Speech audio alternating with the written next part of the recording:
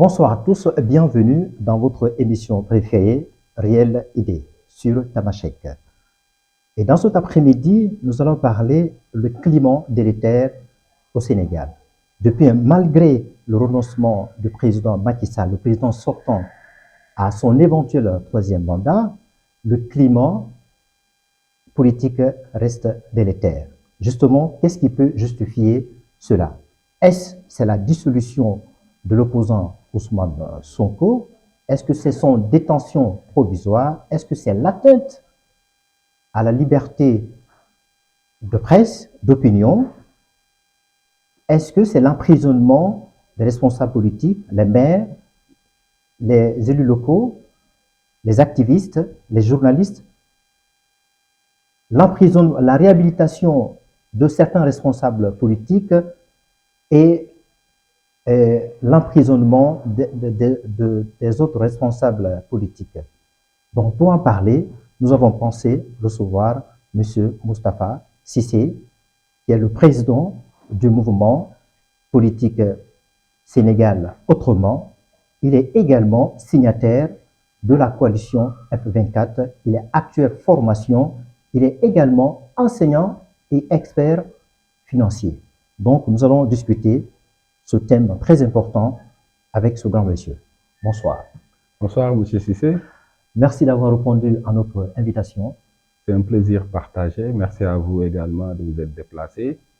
C'est un honneur pour nous, pour moi déjà, et pour tout le mouvement Sénégal Autrement, de partager aujourd'hui notre avis sur la situation du pays que vous avez déjà décrit et effectivement qui nous alerte nous tous. Alors justement, on a vu tout récemment, à la grande surprise de tout le monde, notamment vous qui êtes responsable politique, le président a décidé enfin de renoncer à son éventuel mandat. Et lorsqu'il a pris une telle décision, vous qui êtes membre, signateur de la coalition F24, quelle a été votre réaction?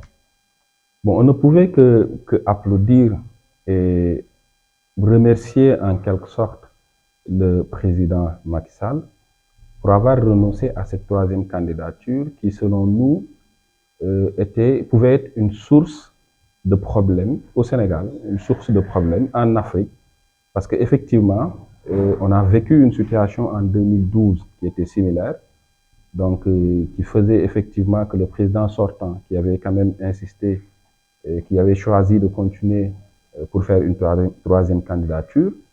Donc également, on a constaté que la naissance de cette force vive de la nation F24 a contribué fortement sur la renonciation de cette troisième candidature, effectivement. Et l'objet, l'idée de base, c'était même d'ailleurs ça, parce qu'il y a pas mal de personnes qui nous ont reproché le fait qu'on combattait sur une éventualité, parce que la troisième candidature n'a jamais été prononcée officiellement par le président Macky Sall.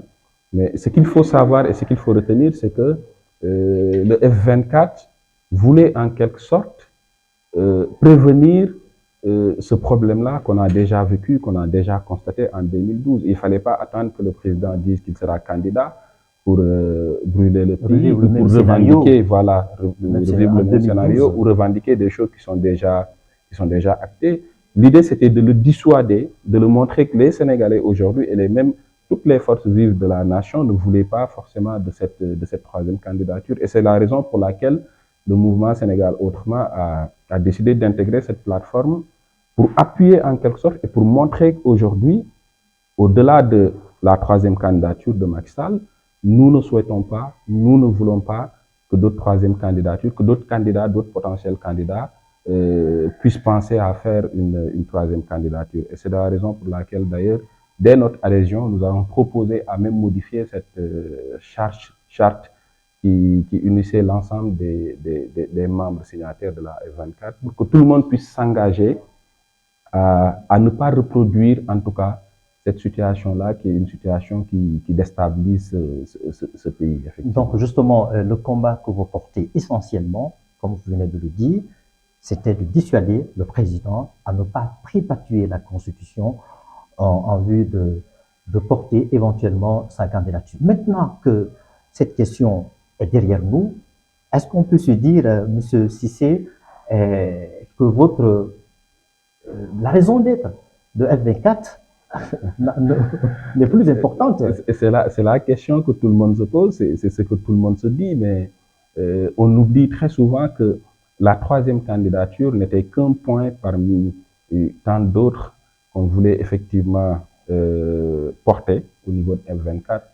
On a parlé de ce premier point, en l'occurrence la troisième candidature qui est déjà réglée, mais effectivement, l'idée c'était aussi la libération de ces détenus politiques. Aujourd'hui, on nous parle de plus de 1000 détenus politiques, effectivement. Bon, le combat était aussi que ces détenus politiques-là puissent regagner la liberté. On voulait également, dans la charte, il était prévu également que le président sortant puisse organiser des élections libres, transparentes, démocratiques et inclusives. Quand on parle d'inclusion, oui, c'est que toutes les parties prenantes, tous les potentiels candidats qui ont un projet qu'ils peuvent proposer au Sénégal, puissent participer à ces élections. Oui, cette élection, c'est une question d'ailleurs qui est toujours d'actualité. Oui, justement, cette question, elle est en perspective. L'élection se tiendra au plus tard, le 25 février 2024. Alors, pour permettre une élection inclusive, dont vous parlez tout de suite là, il a décidé d'organiser un dialogue auquel il a fait appel à tout le monde. Et vous, est-ce que vous y avez participé, F24? F24 n'a pas vocation à participer à un dialogue ou à ne pas participer. F24, c'était un rassemblement de plusieurs forces vives de la nation. Après, chaque entité indépendante avait la possibilité de participer ou non à ce dialogue-là. D'ailleurs, on a vu Tahaou Sénégal qui a participé à ce dialogue, Maître Moussa Diop qui a participé à ce dialogue, d'autres identités remarquables au niveau de F24 qui ont participé à ce dialogue. Également, on a vu d'autres partis politiques, d'autres mouvements, voilà, d'autres mouvements qui ont souhaité ne pas participer à ce dialogue. Et ça, c'est un choix interne, c'est un choix personnel qui n'incombe que le parti ou en tout cas le mouvement concerné. Mais M. Cissé, participer à ce dialogue était très important parce que ça vous aurait permis de réhabiliter certains responsables politiques dont le droit civil et politique posait problème, en l'occurrence le cas de Khalifa Sall et Karim Meïssa Wade et d'autres également. Donc si vous avez voulu participer à ce dialogue-là, ça aurait peut-être permis de modifier cette loi-là qui ne permettait pas à certains responsables politiques qui ont été condamnés de participer justement à cette élection inclusive. En fait, je n'en disconviens pas. Je ne dis pas qu'on ne devait pas participer à ce dialogue. Je ne juge pas aujourd'hui ceux qui ont participé à ce dialogue. Et ce dialogue, justement, est-ce qu'il a été si le mouvement, avant de venir à ça, si le mouvement Sénégal autrement était directement concerné par ce dialogue, éventuellement on aurait participé. Ce qu'on dit aujourd'hui, c'est que F24 ne pouvait pas participer en tant qu'entité. Parce qu'en tant qu'entité, ça regroupe des forces, ça regroupe des partis, des mouvements et même des indépendants qui ne sont pas forcément politiques. Aux yeux de F24, voilà. D'ailleurs, c'est la raison pour laquelle F24 ne pouvait pas prendre parti, ne pouvait pas participer à ce dialogue-là. Par contre, les entités étaient libres de participer à ce dialogue. C'est ce qu'on a vu aujourd'hui, c'est ce qui a amené à ce que Khalifa Sall, Karim Wade soient réhabilités à travers la modification de cette loi. Mais aujourd'hui, effectivement, ce que je peux déplorer et qui me permet en quelque sorte de rejoindre votre point de vue, c'est que la participation éventuelle de PASTEF aurait peut-être pu permettre de modifier cet article qui permettrait éventuellement aussi à Ousmane Sonko de participer à ces élections. Vous pensez que en tant qu'entité, on ne pouvait pas prendre la responsabilité de faire participer tout le monde parce qu'on avait des points consensuels, 4 points, sur lesquels on s'était mis d'accord et sur lesquels on se retrouvait à travers. Donc vous pensez que ce dialogue n'était pas inclusif? Je ne juge pas de l'inclusivité de ce dialogue. Je ne le juge pas. Ce que je dis encore une fois, c'est qu'on a eu une situation où le président effectivement a appelé à un dialogue. Il y a certains de ces partis qui ont senti la nécessité et le besoin d'aller participer à ce dialogue. Ils y sont allés. Et je pense qu'aujourd'hui, c'est ce qui a permis à Khalifa Sall, comme il disait, le fameux Nabok, c'était pour dire en quelque sorte, moi, ce qui m'intéresse, c'est de faire partie des candidats. Et effectivement, c'est ce qui l'a amené à participer à ce dialogue. Aujourd'hui, on a vu qu'il a eu gain de cause. Karim Wade, effectivement, il a eu gain de cause, même si derrière, on nous parle d'une amende qu'il doit payer. Mais effectivement, je pense que c'est ce qui a amené aujourd'hui cette distorsion derrière. Il y a eu Askanui qui a causé les problèmes qu'on est en train de constater. Justement, ce dialogue, on a instauré ce dialogue-là dans le but d'apaiser le chiquier politique. Mais cependant, il y a encore des problèmes. Il y a des problèmes qui subsistent dans ce jeu politique. Parce que ce problème, c'est que ce dialogue n'est pas allé jusqu'au bout, encore une fois, et c'est ce que nous regrettons en tant que mouvement Sénégal autrement. Quand on parle de, quand on est très très réfractaire par rapport à ces dialogues, c'est juste parce qu'à un moment donné, on a l'impression que ce ne pas des dialogues qui sont inclusifs par rapport à la population et par rapport au peuple sénégalais. C'est des dialogues en général qui règlent des questions politiques, qui règlent des situations, et c'est ce qu'on a constaté. On a constaté qu'il y a certains de ces partis qui ont pu régler le problème. Il y a d'autres partis qui sont enfoncés parce qu'ils n'ont pas participé à ce dialogue. Mais nous, en tant que mouvement, en tant que Sénégal autrement, ce que nous déplorons, c'est exactement ça. C'est que quand on appelle à un dialogue, c'est que le Sénégalais lambda, le Sénégalais qui ne va même pas participer, doit se retrouver sur les points qui seront à débattre, doit se retrouver sur les conclusions qui seront tirées de ce dialogue. Justement, à la participation à ce dialogue, il y a certains partis politiques qui sont sentis méprisés, en l'occurrence Ousmane Sonko, qui est un opposant très important, l'opposant de PASTEF, le responsable de Yewwi. Alors, on voit, les gens disent aujourd'hui qu'il est en train de subir, d'être victime d'une espèce d'acharnement politique. Et la preuve, il a été séquestré. Son parti a été dissous. Et tout récemment, son parti vient d'être radié. Et vous, quelle a été votre réaction? Non, c'est quelque chose qu'on a dénoncé fermement. En tant que mouvement, aujourd'hui, on ne peut pas comprendre en 2024 qu'on se permette aujourd'hui de dissoudre un parti qui quand même a fait son bonhomme de chemin. Je pense que depuis 12 ans, PASTEF a fait une performance extraordinaire au niveau de notre pays. Le président Ousmane Sonko a réussi à éveiller ces jeunes, a réussi à, en quelque sorte, switcher ce débat politique qui tournait autour de détournements, qui tournait autour de pactes, des contrats qui étaient signés entre le Sénégal et l'Occidental. Aujourd'hui, il a pu éclairer énormément de choses. Malheureusement, force est de constater aujourd'hui qu'il a été effectivement barricadé à un moment donné. Il a été privé de sa liberté. Aujourd'hui, il est emprisonné et c'est quelque chose qui est déplorable. C'est quelque chose que nous dénonçons fermement, même si on est un mouvement indépendant, on n'est pas lié à PASTEF, mais on n'est pas du tout d'accord par rapport à cet acharnement. Et d'ailleurs, c'est la raison pour laquelle nous sommes toujours dans ce F24, parce que l'un des points essentiels qui est encore là, en dehors de la libération des détenus politiques, c'est qu'il faut que les élections soient inclusives. Et pour qu'on puisse avoir des élections inclusives, il faut que le président Ousmane Sonko puisse participer au même titre que Khalifa Sall, au même titre que Karim Wade. Qu'est-ce que vous pensez de ce que le gouvernement dit? Le gouvernement a décidé de dissoudre le parti PASTEF d'Ousmane Sonko et aussi de le placer en détention provisoire parce qu'il aurait tenu des propos insurrectionnels. Est-ce que c'est normal? Un leader politique doit-il tenir un tel propos? Parce que, sachant très bien, il a une forte influence sur la jeunesse sénégalaise.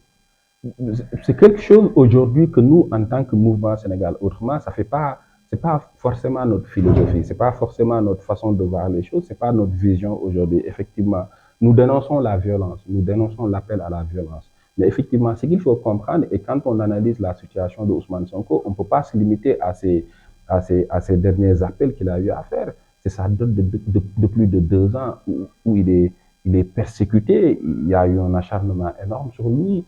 Il a forcément, à un moment donné, il a utilisé les moyens qu'il avait. Le moyen qu'il avait, c'était d'appeler les Sénégalais, de sortir dehors.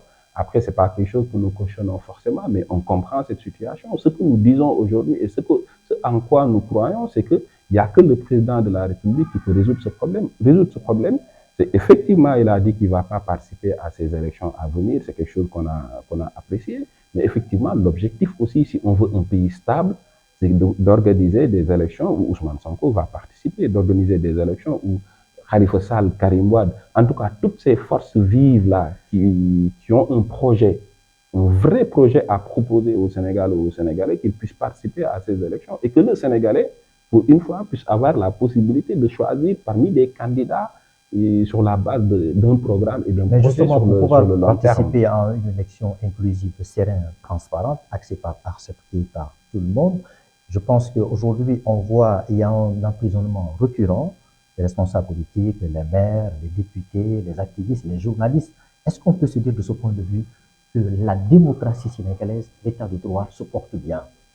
Non, la démocratie sénégalaise ne se porte pas bien. C'est pas que la démocratie sénégalaise, l'état même du pays ne se porte pas bien. Quand on analyse secteur par secteur, volet par volet, on se rend compte qu'effectivement, on a l'impression qu'au lieu d'avancer, on recule. Aujourd'hui, l'emprisonnement de ces détenus politiques-là, je vous disais tout à l'heure qu'on en a décompté plus de 1000 emprisonnés. Au-delà de ça, on nous parle de cas de torture, et ce qui est extrêmement grave. Effectivement, c'est l'occasion même d'ailleurs d'en profiter et de dénoncer l'emprisonnement de notre frère, le maire des Parcelles Assainies, de notre frère aussi Kaba, qui sont des personnes assez reconnues aux Parcelles Assainies, mais effectivement d'autres jeunes. Tous les jours, on m'annonce des jeunes de la coalition F24, qui sont membres même d'ailleurs, le maire et Kaba qui sont membres de PASTEF. Mais effectivement, il y a d'autres jeunes aujourd'hui. Tous les jours, on m'annonce qu'il y a des jeunes qui ont été emprisonnés sur la base quelquefois d'aucune base en tout cas solide, parce que c'est des gens qui peut-être ne faisaient même pas partie des manifestants, et c'est quelque chose qui est déplorable, qui est dommage. Cela montre en quelque sorte cette rupture-là dont on parle de politique qui devrait normalement permettre d'embarquer ces jeunes, parce que quand on a une vision très claire, un projet clair pour un pays, l'objectif c'est de le construire, c'est d'y aller avec ces jeunes. Mais quand on emprisonne ces jeunes pour pouvoir réaliser ces objectifs, ça veut dire que ces objectifs-là ne sont pas forcément corrélés à l'objectif de ce pays ou de ces jeunes. Et pendant ce temps, effectivement, on constate que l'immigration clandestine est là. On constate que les jeunes ne travaillent pas, le taux de chômage est très élevé, on constate que les jeunes sont mécontents, on constate que les jeunes n'ont aucun espoir au Sénégal. Et c'est quelque chose qui est dommage. Donc nous, aujourd'hui, on se dit à la place de les emprisonner, à la place de les opprimer, le président et son gouvernement auraient dû, ne serait-ce que pour sortir par la grande porte, en tout cas, libérer ces gens et effectivement organiser une élection libre, transparente et inclusive. D'où l'intervention de la coalition F24 à son sein. Il y a une centaine de partis politiques, de la société civile. Donc, je pense qu'il va falloir essayer de trouver une approche pour exercer assez de pression sur l'État pour qu'il sache raison garder. Vous savez, on vit dans un pays où c'est compliqué de manifester son mécontentement, c'est compliqué de revendiquer quoi que ce soit, parce qu'effectivement, on a cherché à tenir des rassemblements, à organiser des rassemblements, on a cherché à faire des marches, on a même pensé à faire une marche blanche où tout le monde se met en blanc, on montre qu'on est venu pour la paix, qu'on cautionne la paix, mais effectivement, on a des choses à revendiquer. Mais malheureusement, dans ce pays, on est dans un pays où toutes les demandes sont systématiquement rejetées et ce, sans fondement solide. Et ça, c'est ce qui est dommage. Et c'est ce qui pousse en quelque sorte à cette forme de révolte aujourd'hui qu'on voit de plus en plus, à cette forme de défiance que les jeunes sont en train d'opter en quelque sorte. Parce que si on n'a pas le choix, si on ne peut pas s'exprimer, parce que dans un pays démocratique, dans un pays normal, voilà, on doit pouvoir s'exprimer librement. Et s'exprimer librement, c'est avoir la possibilité de se rassembler, avoir la possibilité d'organiser des marches. Mais c'est ce que nous remarquons au Sénégal, que c'est quelque chose de plus en plus qu'on n'a pas forcément et qui pousse en quelque sorte toutes ces... Quand on voit aujourd'hui ces manifestations-là, qui sont des manifestations quelquefois assez sanguinaires, ces manifestations ces jeunes qui en quelque sorte aussi en profitent pour casser des choses qui ont été investies, c'est parce qu'en quelque sorte, ils ne se retrouvent pas dans le projet, ils ne se retrouvent pas dans ce modèle, ils ne s'y voient pas. Et s'ils ne s'y voient pas, c'est effectivement, ils vont se dire que ça, c'est autant. Alors, M. Cissé, au vu le statu quo politique, si on y reste, est-ce qu'on peut espérer une élection inclusive, sereine, acceptée, et voire même le président qui sera issu, on se dit, est-ce qu'il est légitime? Le président qui sera élu sera tout de même légitime, parce que normalement, un président va être élu sur la base des électeurs, mais ce qu'on peut dire, effectivement, il y aura un goût d'inachevé parce que on aurait souhaité aujourd'hui une élection où il y a Ousmane Sonko, il y a Khalifa Sall, il y a Karim Wade, il y a tous les autres candidats. Légitime. Il y a tous les si autres les candidats Sénégalais seront réticents à vouloir participer. Donc, le taux de participation c'est des risques qui sont là et des risques qui peuvent être aussi des hypothèses qui sont... des risques qui peuvent être aussi assez défavorables pour certains, effectivement, parce que le taux d'abstention peut être un facteur. On constate depuis pas mal de temps que lors de nos élections, il y a moins de 50% de notre fichier électoral qui participe à des électeurs, même d'ailleurs, qui vont voter. Et ça, c'est quelque chose qui devrait être analysé, qui devrait être analysé, mais de façon très profonde pour qu'on puisse comprendre aujourd'hui pourquoi le Sénégalais ne participe pas quand on lui demande d'élire ses députés, ses maires et son président. Effectivement, aujourd'hui, une élection inclusive, transparente, c'est une élection où toutes les forces vives, en tout cas, tous les détenteurs de projets solides, encore une fois, parce que nous voulons orienter, nous, notre vision, notre objectif, notre façon de voir la chose, sur les projets, sur un programme assez solide. Et tous ceux qui sont détenteurs de projets et de programmes solides devraient participer à ces élections à venir. Alors, vous êtes le président, évidemment, du mouvement politique Le Sénégal Autrement. Et alors, vu la situation aujourd'hui, le contexte politique, le contexte institutionnel, quels sont les projets que vous portez pour vraiment instaurer une véritable rupture?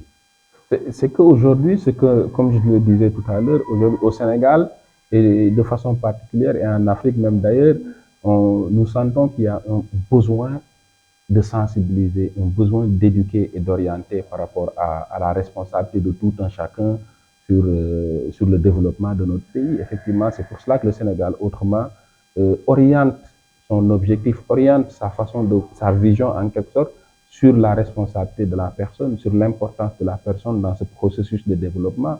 Et c'est d'ailleurs la raison pour laquelle, depuis pas mal de temps, nous avons initié une tournée qu'on a appelée Tournée Saytu Jafe Jafe. C'est une tournée qui nous permet en quelque sorte de recueillir tous les problèmes que chacune des communes, chaque localité vit aujourd'hui. Et ça nous permettra en quelque sorte d'établir un mémorandum sur lequel on aura les difficultés, mais les difficultés assez structurées, parce que dans chaque zone, on peut retrouver des difficultés qui ne sont pas forcément les mêmes dans une autre zone. Et ça nous permettra d'avoir un mémorandum qui nous permettra effectivement, qui nous permettra de pouvoir proposer un projet sur le court terme, peut-être avec les candidats qui seront confirmés, éventuellement préparer un projet, un programme sur lequel nous travaillons pour si jamais nous proposons notre candidature, en tout cas à la présidence. Effectivement, en dehors de ça, nous sommes en train de travailler sur un projet qui est assez solide, sur l'éducation à la citoyenneté, un projet qui permet en quelque sorte d'orienter aujourd'hui le débat, parce que le débat est plus orienté sur des choses qui ne sont pas forcément importantes, qui ne règlent pas le problème de ces Sénégalais-là. Les Sénégalais souffrent, on a le problème de l'agriculture qui est là, c'est un problème assez sérieux. On a le problème de la santé qui est là, on a le problème de nos budgets qui normalement devaient être bien structurés et bien et aussi de la en tout cas bien utilisés, effectivement, oui. Mais on se rend compte qu'aujourd'hui, le débat n'est pas là, le débat est ailleurs. Ce qu'on veut, c'est plus orienter ce débat vers nos ressources, vers notre capacité, vers nos projets et notre vision. Même d'ailleurs, quel Sénégal nous voulons. Et ça, c'est quelque chose sur laquelle il faudra qu'on s'assoie, mais qu'on s'assoie nous tous, qu'on discute pour avoir une vision et un projet très clair pour notre Alors, notre Monsieur le Président, si vous n'arrivez pas à porter éventuellement votre candidature lors de l'échéance prochaine, est-ce que vous allez devoir nouer peut-être une alliance avec un candidat qui pourrait peut-être répondre à vos critères? Évidemment, évidemment. Aujourd'hui, quand on parle de projet Sénégal Autrement, c'est un projet qui ne peut pas être en dehors de ce qui se passe dans ce pays-là, en dehors de ce qui se passe politiquement parlant dans ce pays. L'objectif même d'ailleurs, c'est de proposer et même d'ailleurs d'éveiller la conscience des Sénégalais. Effectivement, on a des candidats, si jamais Ousmane Sonko n'est pas candidat, le président Central n'est pas candidat, ça veut dire qu'on aura d'autres candidats qui ne sont pas forcément les mieux connus.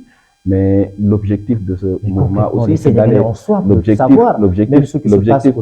voilà, c'est d'ailleurs d'aller à la rencontre ou même de recevoir ces candidats-là, de discuter avec eux, de voir en réalité qu'est-ce qu'ils proposent. Parce qu'effectivement, comme je vous disais tout à l'heure, aujourd'hui, le débat n'est pas orienté sur le programme.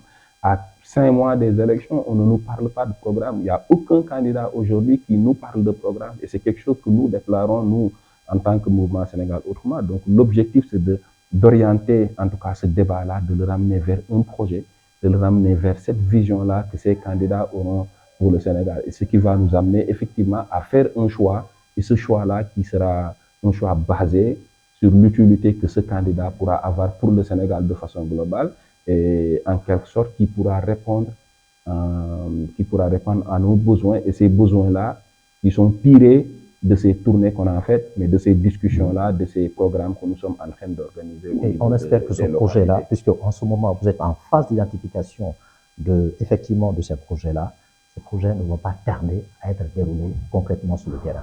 Non, quand je vous parlais tout à l'heure de ces tournées-là pour identifier les problèmes liés à chaque zone, c'est quelque chose qu'on a commencé depuis. On a fait Touba, on a fait Louga, on a fait Thiès, Mérina Dakar, on a fait Pire.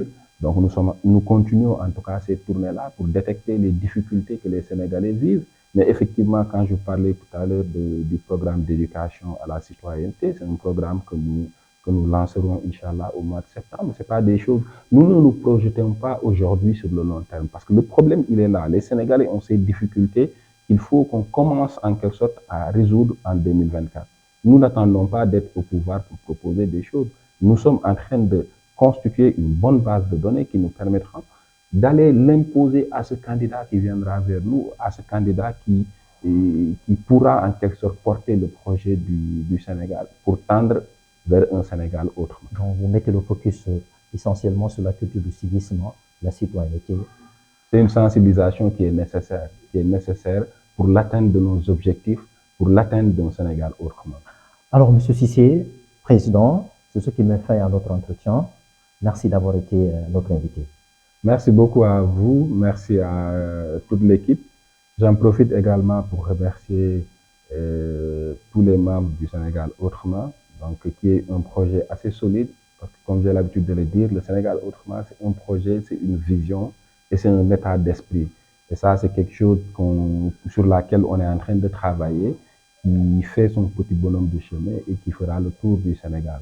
Donc on comprendra en quelque sorte les nécessités pour pouvoir faire sortir le Sénégal des 25 pays les plus pauvres, du Sénégal de façon particulière, mais l'Afrique aussi de façon générale, pour aller vers les pays qu'on peut considérer comme étant des pays prospères. Justement, en effet, on aura l'occasion de parler de cette mise en œuvre de vos projets, le projet que vous portez en tant que président du mouvement du Sénégal autrement.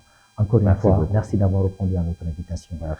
Alors, chers téléspectateurs, voilà l'entretien que j'ai eu avec le président du mouvement, en l'occurrence Moustapha Cissé, qui est le président, encore une fois, du mouvement politique le Sénégal autrement. Vous avez entendu son point de vue par rapport à ce climat délétère aujourd'hui auquel tout le monde est confronté, également les chartes qui se trouvent au sein de la coalition F24. Il a également donné son point de vue. Donc, merci de rester fidèle à votre émission préférée, Réelle Idée. Allez, portez-vous bien et surtout portez-vous, restez sages.